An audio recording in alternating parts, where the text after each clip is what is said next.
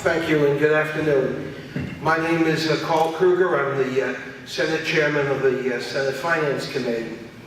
In fact, I just came back from Albany a few moments ago, and I was on the FDR Drive, and I was pleased to look back in the landscape of Lower Manhattan and see Beekman Tower rising. That will be changing the face of Lower Manhattan.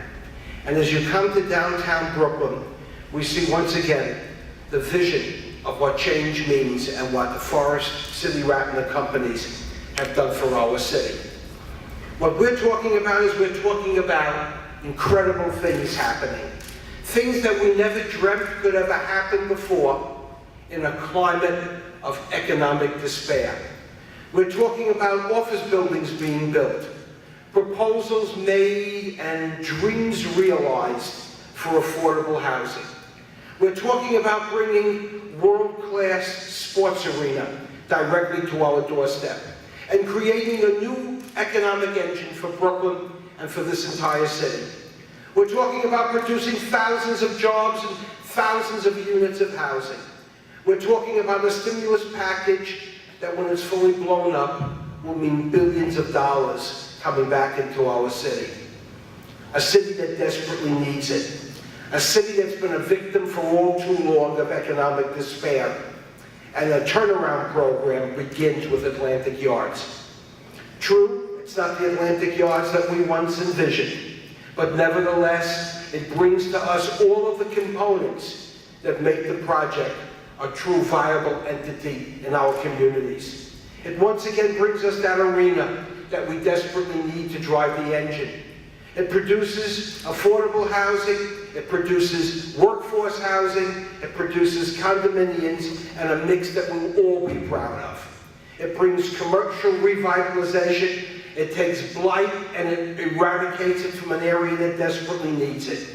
It puts money into the coffers of the MTA, and it builds a future for our very borough. So from its very onset, when Bruce Ratner proposed this as nothing more than perhaps a vision, well, he's taken that vision and brought it to the doorstep of reality. After we go through with these hearings, the phased project moves forward, the litigation is behind us, a new day is born. A day where we're able to say that Brooklyn will once again be the center and the focus, the true masterpiece of what our city and our state can be. We're going to be calling to Albany next month to deal with a deficit of revenue in the extent of maybe another $3 billion. It's a sad state of affairs when our economy is so threatened. It's even a sadder state of affairs when we're looking to look in a negative way on what a great proposal Atlantic Yards is. I've been saying it all along.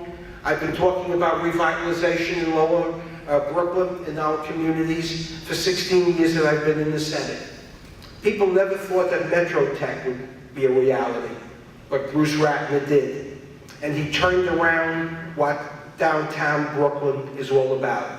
Well, as we see an economic proposal on the table today, as we see developers, even in the worst of economic times, bringing their cranes into Brooklyn, creating union jobs, producing commercial revitalization and housing, then we say that Atlantic Yards is a little bit behind schedule, but a long way in offering what we need to bring Brooklyn back to the schedule that it desperately needs and wants. So today I want to thank ESDC for coming to us, for opening up their minds and their hearts and understanding that in an economy we have to learn to do more with less. And that's just what Atlantic Yards is talking about.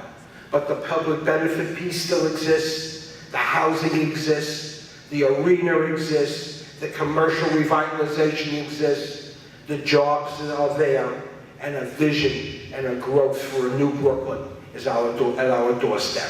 Thank you very much.